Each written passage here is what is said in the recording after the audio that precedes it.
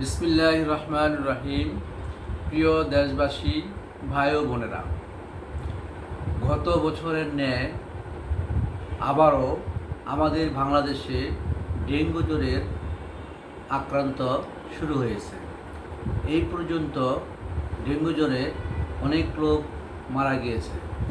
আমার হাসপাতালে, কাশপুর অ্যাপোলো হাসপাতাল অ্যান্ড কম্পিউটারাইজড ডায়াগনস্টিক সেন্টারে 1 তারিখ থেকে 8 তারিখ পর্যন্ত 10 জন লোক পজিটিভ ধরা পড়েছে।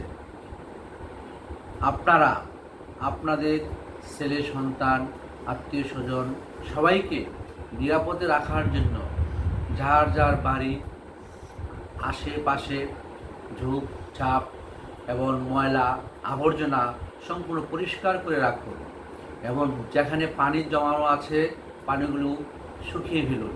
আর পানি থেকেই বেশি ডেঙ্গু তৈরি হয়। আপনারা দেখেন গ্রামে গঞ্জে ডেঙ্গুর আক্রান্ত কম, বিভিন্ন শহরে ডেঙ্গু আক্রান্ত বেশি।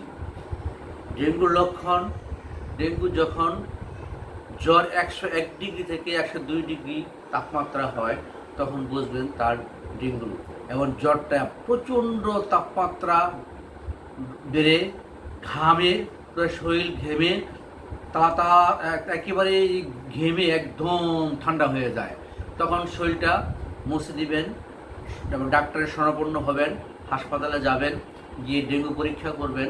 আর ডেঙ্গু অবহেলা করবেন না, জ্বর আসলেই অবহেলা করবেন না। এখন বর্তমানে ডেঙ্গুর যেই প্রভাব বিস্তার করতেছে, এই প্রভাব বিস্তারের সময় ঘরে বসে থাকার সময় না, জ্বর আসা মাত্র হাসপাতালে আসেন, হাসপাতালে নিয়ে তার ডেঙ্গু পরীক্ষা করান, ডেঙ্গু পরীক্ষা করে তারপর চিকিৎসা করান। এবং ডেঙ্গু অনেক মানুষ মারা যাচ্ছে। ডেঙ্গু মহামারী অনেক ভয়ঙ্কর এক জিনিস। ডেঙ্গু নিয়ে আপনারা চিন্তিত থাকবেন না। ডেঙ্গু যেরকম জ্বর আসে তার সমাধানও আছে। আপনারা ডেঙ্গু জ্বর আসা মাত্র তার শরীরটা মুছিয়ে দিবেন, লিকুইড জাতীয় খাবার খাওয়াবেন, পেঁপে পাতার জুস এবং মাল্টা, বিভিন্ন লিকুইড খাবার খাওয়াবেন। ডেঙ্গু জ্বর গত বছরের ন্যায় এবারও অনেক আক্রান্ত বেড়েছে এবং এটা প্রতি বছরই মে মাস থেকে সেপ্টেম্বর অক্টোবর পর্যন্ত এটা দেখা দেয়। এটা মে থেকে সেপ্টেম্বর অক্টোবর পর্যন্ত দেখা দেয়। তাই আপনারা সতর্ক থাকুন ডেঙ্গু থেকে। ডেঙ্গু থেকে সতর্ক থাকার জন্য এই নিয়ম পদ্ধতি অবলম্বন করুন এবং আপনারা সবাই যাতে ডেঙ্গু থেকে বিরত থাকার জন্য সবাই আশেপাশের ময়লা আবর্জনা পরিষ্কার রাখুন। এই বলে আমার বক্তব্য শেষ করলাম। খোদা হাফেজ। আসসালামু আলাইকুম।